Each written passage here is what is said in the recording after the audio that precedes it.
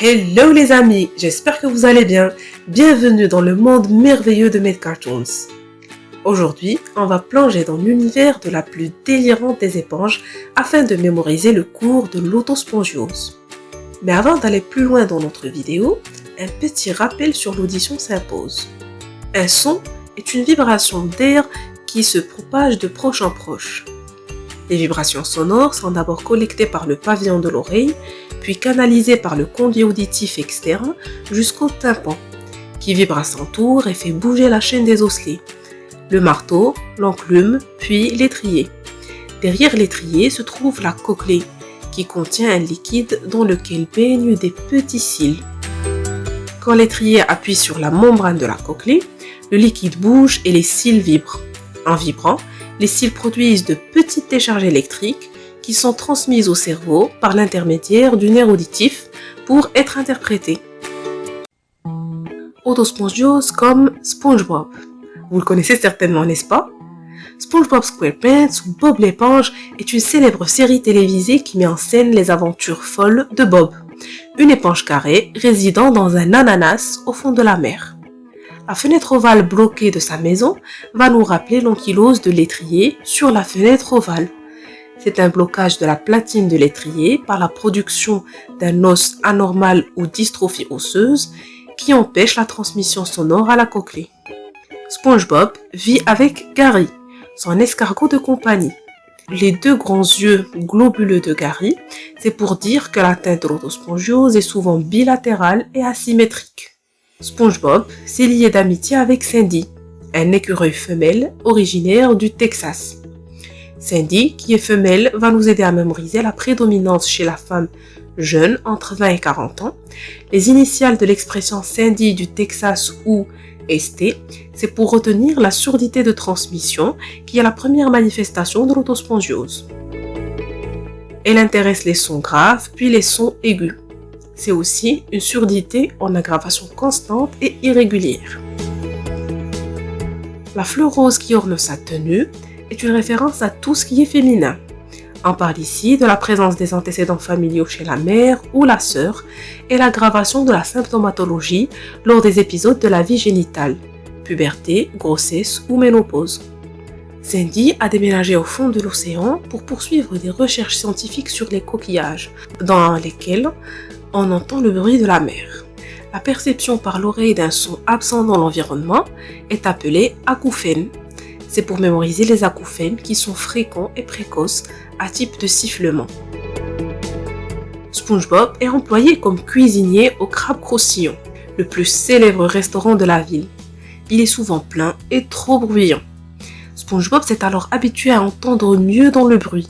Ceci va nous rappeler la paraacousie de Willis, l'une des manifestations de l'autospongiose et qui se caractérise par une amélioration de l'audition dans le bruit. Au Crabe Croustillon, il n'y a ni sonnette ni web.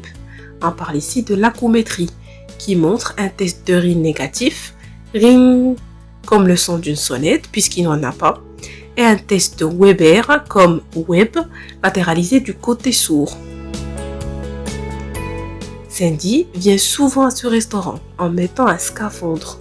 Cette tenue lui empêche de bien entendre même si son tympan est tout à fait normal. Et oui, l'autospongiose est l'une des causes de la surdité de transmission à tympan normal. On va alors trouver un tympan normal en otoscopie. Patrick est le meilleur ami de SpongeBob, une étoile de mer rose encore plus immature et stupide que lui. Sa couleur rose est une référence à la tache rosée rétrotympanique qu'on peut parfois mettre en évidence en otoscopie, nommée aussi tache de Schwartz. Le capitaine Krabs, le propriétaire de ce restaurant, est extrêmement avare, qu'il cache sa carte bancaire de 2000 dirhams dans un coffre-fort. Cache sa carte comme encoche de Carhartt et qui est un signe audiométrique pathognomonique de l'autospongiose. C'est une diminution des seuils auditifs sur la courbe osseuse de l'audiométrie sur la fréquence de 2000 Hz. L'impédance-émétrie met en évidence une tympanométrie normale avec parfois une amplitude abaissée associée soit à l'absence de réflexe stapédien, soit à un effet on-off. Patrick vit sous un rocher à côté de l'ananas de Bob. Le rocher de Patrick, c'est pour mémoriser la TDM du rocher, qui permet d'affirmer le diagnostic, de dépister les variations anatomiques, d'évaluer le pronostic et aussi d'éliminer une autre cause de surdité de transmission à tympan normal. En cas d'autospongiose, la TDM va nous montrer une hypodensité prestapédienne ou péricochléaire irrégulière. Sans oublier qu'une TDM normale n'élimine pas le diagnostic. La coquille d'escargot de Gary ressemble à la cochlée de l'oreille interne qui peut être atteinte progressivement. On parle ici de la labyrinthisation, une forme évolutive de l'autospongiose se traduisant par une surdité mixte. La voix de SpongeBob est en réalité celle d'un acteur américain qui s'appelle Tom Kenny.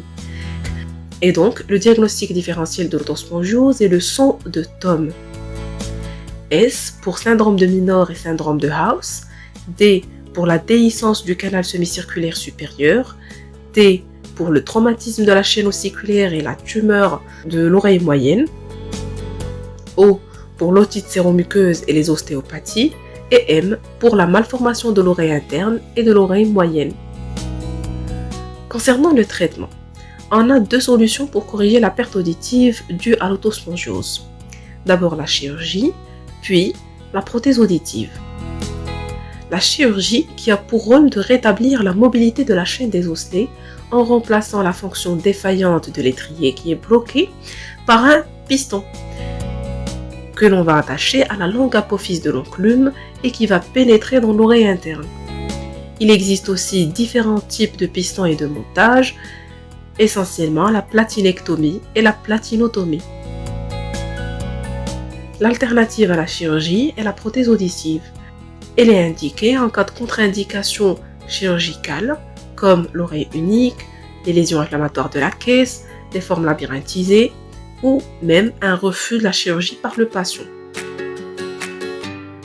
C'était tout pour aujourd'hui. Si vous souhaitez voir une autre pathologie en version MedCartoons, vous n'avez qu'à écrire votre proposition en commentaire et je ferai de mon mieux pour exaucer votre vœu. Je vous souhaite plein de réussite dans votre vie, où que vous soyez et quel que soit votre parcours. À la prochaine!